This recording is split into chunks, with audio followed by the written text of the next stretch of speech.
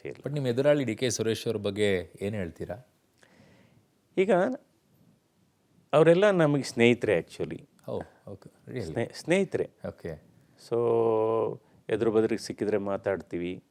ಹಿಂದೆ ಮಾತಾಡ್ತಿದ್ರೆ? ಹೌದೌದು. ಓಕೆ. ಅವರು ಕೆಲವು ರೋಗಿಗಳ ಚಿಕಿತ್ಸೆ ಬಗ್ಗೆ ಮಾತಾಡ್ತಾ ಇದ್ರು, ನಾನು ಮಾತಾಡ್ತಾ ಇದ್ವಿ. ಈಗಲೂ ಸಿಕ್ಕಿದ್ರೆ ಮಾತಾಡ್ತೀವಿ. ಇಬ್ರು ಬ್ರದರ್ಸ್ಗಳ ಜೊತೆಗೂ? ಹೌದೌದು. ವೈಯಕ್ತಿಕ ಸಂಬಂಧ ಚೆನ್ನಾಗಿದೆ, ಅದೇನು ತೊಂದರೆ ಇಲ್ಲ. ಓಕೆ. ಏನು ಕನಸಿದೆ ಡಾಕ್ಟರ್ ಮಂಜುನಾಥ್ ಅವರಿಗೆ ಬೆಂಗಳೂರು ಗ್ರಾಮಾಂತರ ಕ್ಷೇತ್ರದ ಬಗ್ಗೆ? ಅಂದರೆ ಬೆಂಗಳೂರು ಗ್ರಾಮಾಂತರ ಕ್ಷೇತ್ರದ ಬಗ್ಗೆ ಏನಾಗಿದೆ, ಹಲವಾರು ಈಗಾಗಲೇ ಗೊತ್ತಿದೆ ಏನೇನು ಸಮಸ್ಯೆಗಳಿದೆ. ಕುಡಿಯೋ ನೀರಿನ ಸಮಸ್ಯೆ ಇದೆ. ಸೊ ಅದು ಬಹಳ ಮುಖ್ಯವಾಗಿ ಅಡ್ರೆಸ್ ಮಾಡಬೇಕಾಗುತ್ತೆ.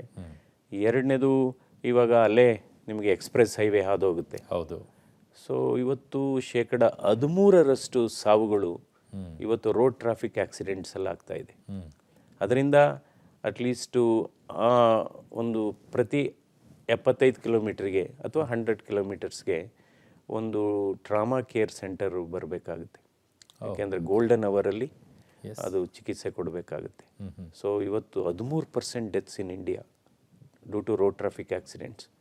ಸೊ ಆ ಗೋಲ್ಡನ್ ಅವರಲ್ಲಿ ಟ್ರೀಟ್ಮೆಂಟ್ ಸಿಗೋದೇ ಇಲ್ಲ. ಎಷ್ಟೋ ಜನ ಆಕ್ಸಿಡೆಂಟಲ್ಲಿ ಸಾಯುವಂಥವ್ರು ಎಲ್ಲ ಆರೋಗ್ಯವಂತರೇ. ಸೊ ಅದೊಂದು ಮಾಡಬೇಕಾಗುತ್ತೆ. ನಂತರ ಅಲ್ಲಿ ರಾಮನಗರ ಮತ್ತು ಚನ್ನಪಟ್ಟಣ, ಅದು ನಮ್ಗೆ ಗೊತ್ತಿದ್ದಾಗೆ ಅಲ್ಲಿ ರೇಷ್ಮೆ ಬಹಳ ಪ್ರಮುಖವಾದಂಥ ಒಂದು ಉದ್ದಿಮೆ ಇದು. ರೇಷ್ಮೆ ಬೆಳೆಗಾರರಿಗೆ MSP ಬಹಳ ಮುಖ್ಯ. ಯಾಕೆಂದರೆ ಅದೇ ಅವರ ಜೀವನಾಡಿ.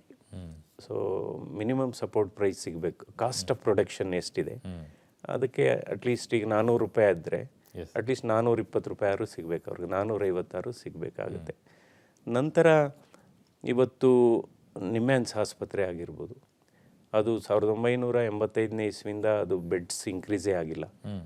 ಆವಾಗ ಬೆಂಗಳೂರು ಪಾಪ್ಯುಲೇಷನ್ ಬಹಳ ಕಡಿಮೆ ಇತ್ತು, ಏನು 20 ಲಕ್ಷ ಇತ್ತು ಅದು ಸ್ಟಾರ್ಟ್ ಆದಾಗ. ಇವತ್ತು 1,40,00,000 ಇದೆ. ಸೊ ಬೆಂಗಳೂರಿಗೆ ಇನ್ನೊಂದು ಬೇಕು ಈ ಥರ.